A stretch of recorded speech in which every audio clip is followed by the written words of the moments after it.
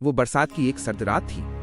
सड़कों पर पानी का सैलाब था और बर्फीली हवाएं हड्डियों को चीर रही थीं। फटे हुए कपड़ों में लिपटा अमन नाम का एक छोटा लड़का हाथ में जूता पॉलिश का डिब्बा लिए गाड़ियों की चकाचौंध रोशनी के बीच दौड़ रहा था। पॉलिश करवा लो साहब, प्लीज पॉलिश करवा लो। हर रुकती हुई गाड़ी के साथ उसके दिल में उम्मीद की एक किरण जगती और हर ना के साथ वो किरण बुझ जाती। पास ही एक आलीशान कॉर्पोरेट ऑफिस खड़ा था, कांच और फौलाद से बनी एक विशाल इमारत। अंदर की हवा ठंडी थी और सूट पहने लोग बड़े आत्मविश्वास से चल रहे थे। अमन अक्सर वहां रुककर उस इमारत की चोटी को निहारता। उसे नहीं पता था कि उन कांच की दीवारों के पीछे क्या काम होता है। वो बस इतना जानता था, वहां बैठने वाले लोग कभी हारते नहीं होंगे। जब वो घर लौटता तो उसकी माँ चूल्हे के पास बैठी उसका इंतजार कर रही होती। आज कितना कमाया बेटा, वो पूछती। 80 रुपये, अमन झूठ बोल देता। हकीकत में उसके पास सिर्फ 50 होते थे। माँ धीरे से मुस्कुरा देती। कोई बात नहीं, कल और मेहनत करेंगे। पहला मोड़। एक दिन उसी बड़ी कंपनी का मालिक अपनी लग्जरी गाड़ी से उतरा। अमन ने अपनी पूरी हिम्मत जुटाई और उनके पास पहुंचा। साहब, पॉलिश। बिजनेसमैन ने अपने महंगे जूते आगे बढ़ा दिए।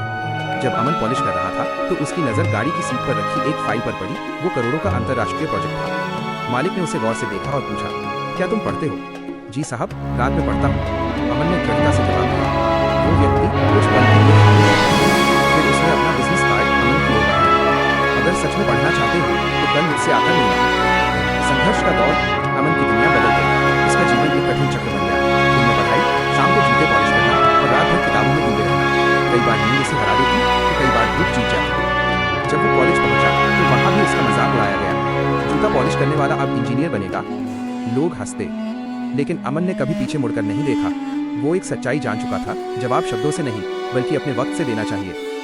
गिरना और फिर उठना। कॉलेज के आखिरी साल में उसकी माँ बहुत बीमार पड़ गई। सारी जमा पूंजी खत्म हो गई और उसके पास कोई नौकरी नहीं थी। एक पल के लिए ऐसा लगा जैसे सब कुछ खत्म हो गया, सपना टूट गया।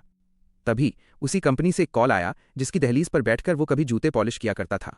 अमन, हमें तुम्हारी जरूरत है। अंत नहीं, एक नई शुरुआत। सालों बाद उसी सड़क पर एक और गगनचुंबी इमारत खड़ी थी।